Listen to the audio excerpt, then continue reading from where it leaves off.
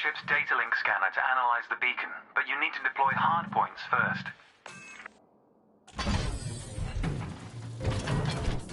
Good. Most external modules are installed on hardpoints, including weapons. Control is back with you. The beacon is relatively small, so you'll need to position yourself close to it.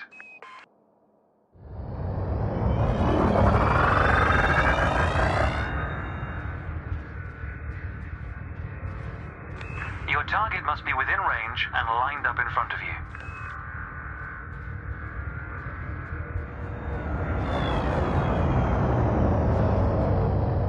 You can scan the beacon now. Well done. The data link scanner is a versatile tool that connects with network interfaces and various data points. You need to move to another area of this star system to continue your assessment, pilot. Rather than travel for the next year using your thrusters, you can employ the ship's frameshift drive to increase your speed by a few orders of magnitude. First, ensure that the ship is correctly secured. Your landing gear, cargo scoop, and hardpoints must all be retracted. When you're ready, throttle up and engage supercruise.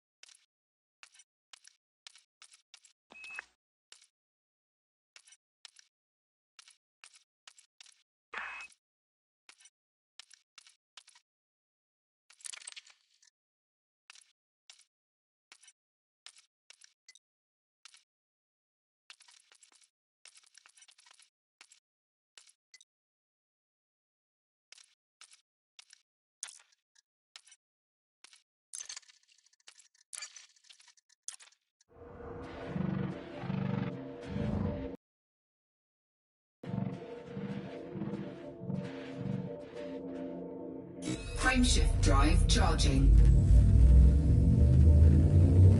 Ready to engage. Frameshift drive charging. Ready to engage. 4, 3, 2, 1, engage.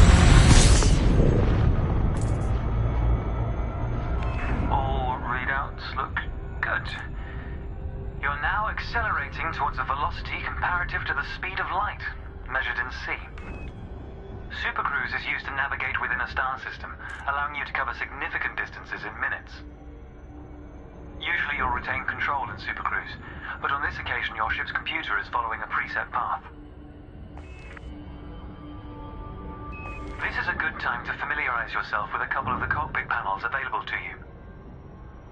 In the top left of your HUD is the comms panel, which displays pilot communications and contacts across several channels. The top right is your info panel. Entries here mostly relate to your ship's status, computer messages, and events happening around you. Ah, there we go. Welcome to Lightspeed.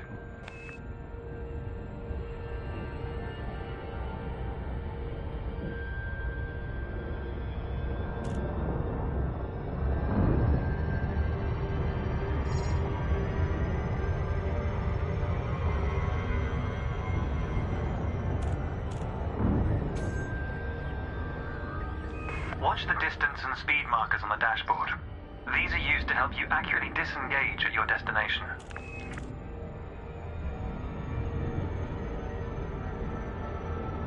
Your next lesson will introduce the basics of combat. Several static and mobile targets will be provided around a decommissioned megaship. We'll also cover some situational information about weaponry and target tracking.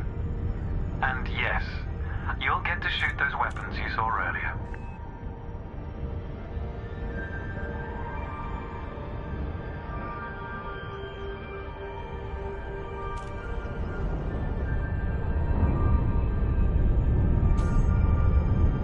Astronomical bodies have a gravitational effect on the FSD, reducing your ship's speed. The closer the body, the greater the effect.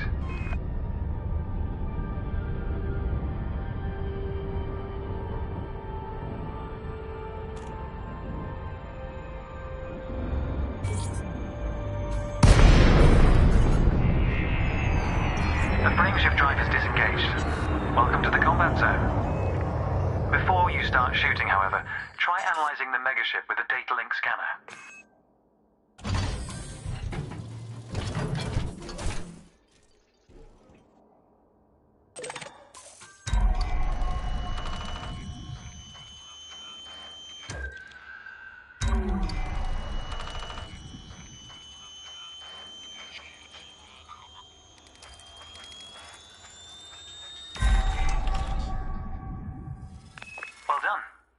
It's often worth scanning objects you're unfamiliar with to learn more about them. Next, you need to activate your weapons by cycling to a different fire group.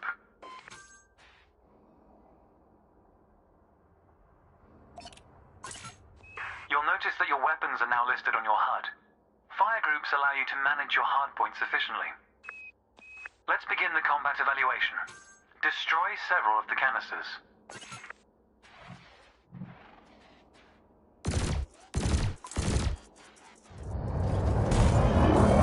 All weapons have an effective range, so you may need to move closer here.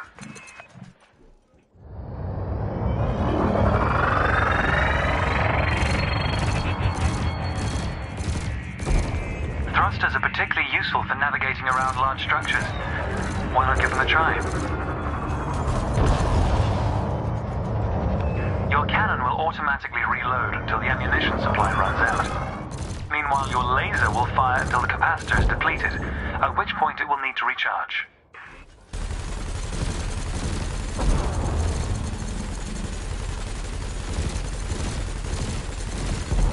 Quota achieved. Let's dial up the challenge a notch, shall we? An unmanned craft has arrived nearby. These drones are used by the Pilots Federation as target practice, and they're quite harmless. To continue, bring the craft into your sights and open fire.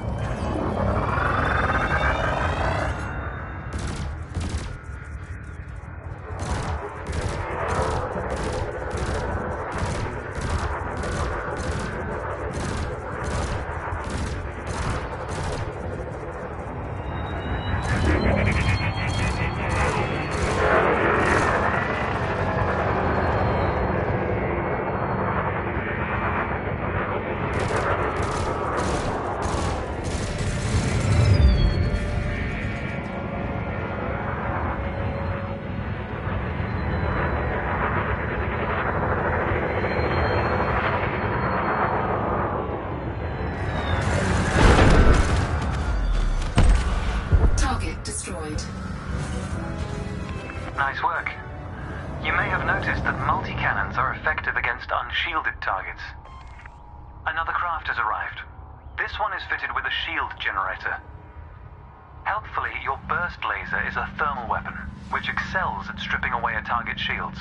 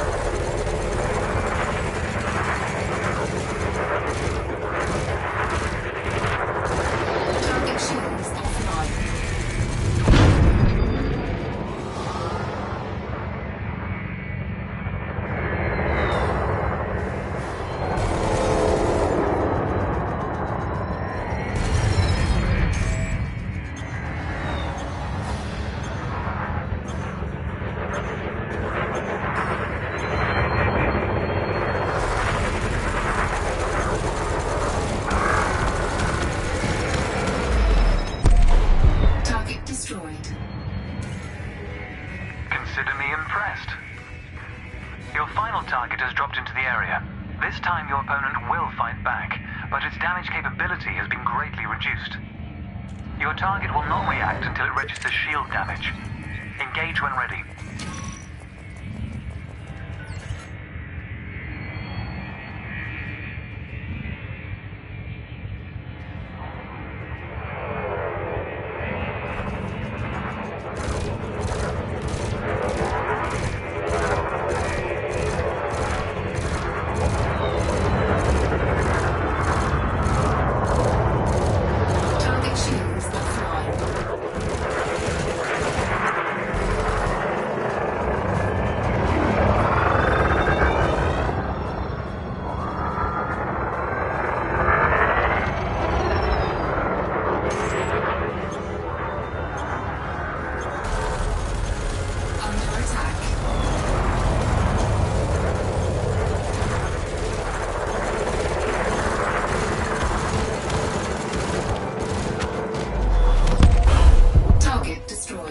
That was the last target.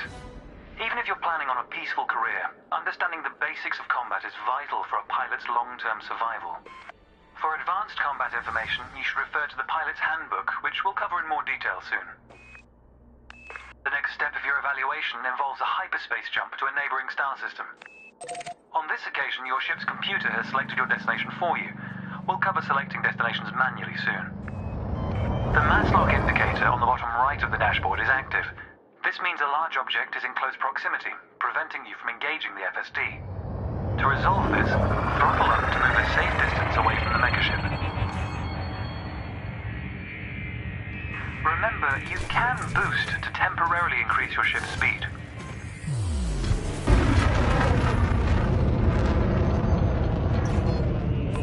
The mass lock indicator has gone out. When you are ready to travel light years in seconds, engage the FSD.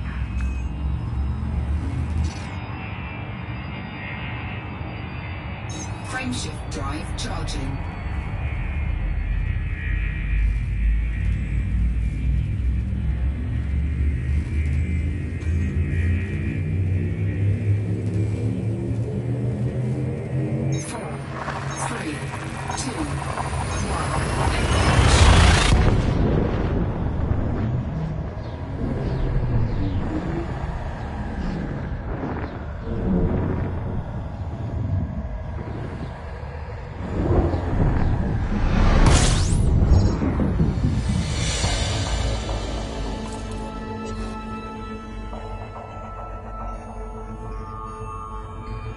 Technology has made the task of leaping between star systems appear trivial. Never let this simplicity distract from the marvel humanity has achieved. Your next stop is Quello Station. This time we'll employ the Supercruise Assist module to guide your approach. Open the external interface panel to your left and select the Navigation tab. Highlight the starport in the location list and then select Supercruise Assist. It's the second option.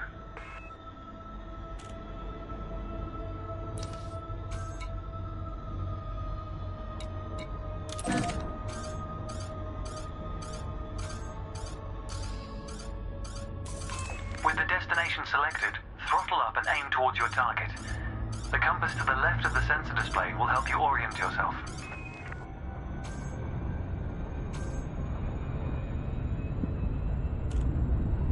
Good. Your ship is now bound for Quello Station.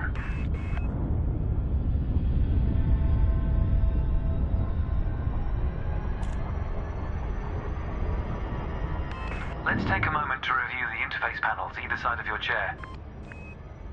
The external panel is primarily used to interact with the galaxy around you. For example, you can access maps, display contracts, and review nearby objects.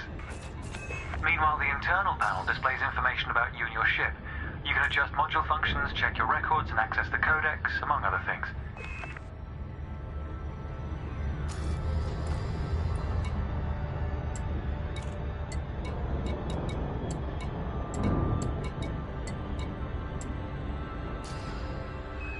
Pilots often wonder what their first step into the galaxy should be. The pilot's handbook is a great source of help in this regard. It details a variety of professions and how to outfit your ship for them. The handbook also offers advice on various ship functions that aren't covered in this evaluation. You can find the pilot's handbook in the codex, accessible on the home screen via the internal interface panel. The trails moving around you are FSD wakes. Your ship is also emitting one. The position of each correlates with their respective sensor display icons. In a moment, we'll be going through the docking process. This will cover docking permissions and a standard landing pad approach.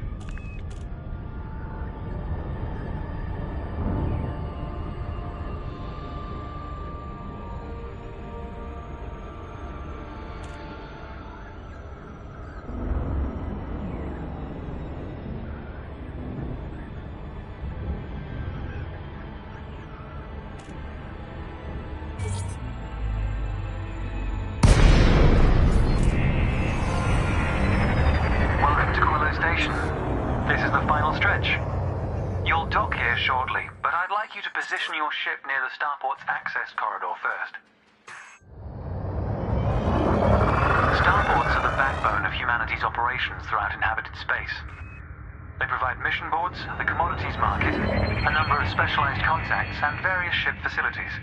Most pilot business is conducted via the Starport Services interface. I recommend familiarizing yourself with this screen when docked.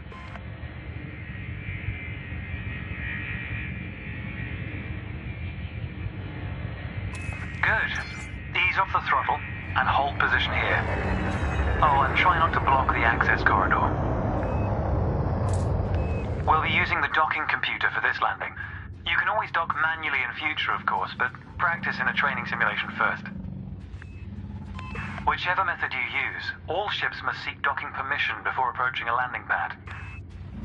To request docking permission, open your external interface panel and select the Contacts tab. Then select Quello Station in the list, followed by Request Docking in the Information panel. Docking permission authorized. Docking assist has been engaged. You've been assigned Landing Pad 3. The compass will point towards your designated pad. Ships need to be within 7.5 kilometers of a starport for a docking request to be considered.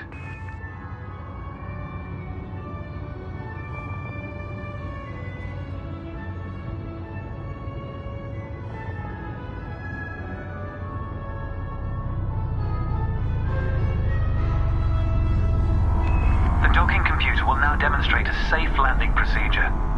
Let's review what it's doing. Landing gear must be deployed.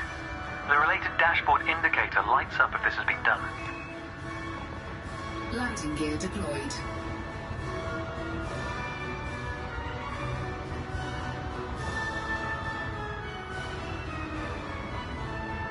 In a moment, the sensor display will switch to the precision approach display, which helps you accurately set belly down on the landing pad.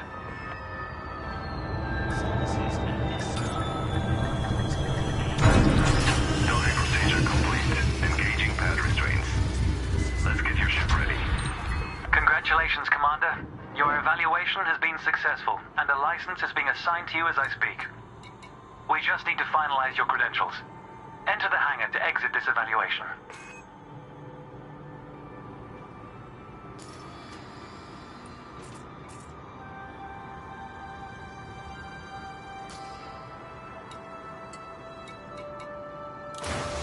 It's time to blaze your own trail across the galaxy.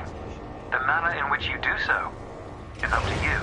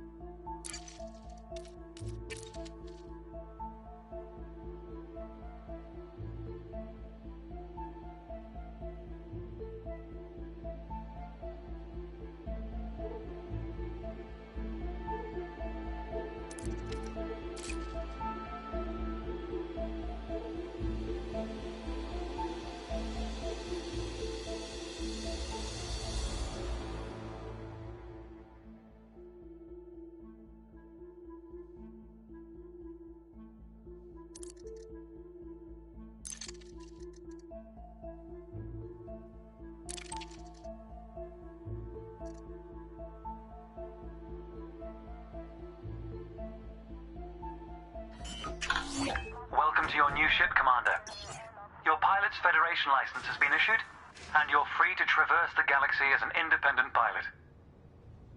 Before launching for the first time, allow me to quickly introduce the basic interface for mission contracts. Almost all pilots will use the mission board at some stage. A contract has been assigned to you. Active missions are displayed in the Transactions tab of the external interface panel. This time you'll need to travel to Mawson Dock in the Dromi system. You can select these destinations on the navigation screen of the external interface panel. If you'd like to practice your journey first, I recommend the training simulations accessed via the internal interface panel. To review what we've discussed, select your comms panel and scroll through the recorded text. I'll contact you at Mawson Dock if you decide to complete this mission. If you choose to take a different path, then I wish you luck, Commander.